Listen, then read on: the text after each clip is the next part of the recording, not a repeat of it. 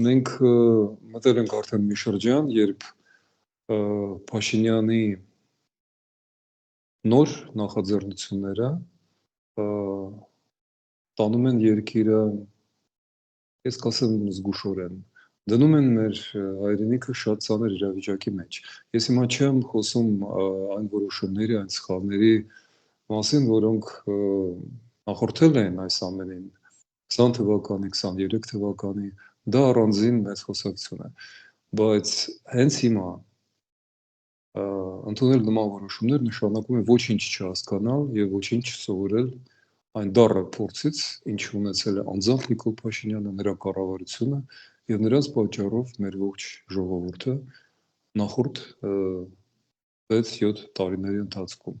Եվրոպական կուսակցությունը կտրականապես եւ խստորեն դեմ է դրան եւ մենք հույս ունենք, որ մեզ որպես հասարակությանը կհաջողվի վիժեցնել այս վտանգավոր զարգացումները։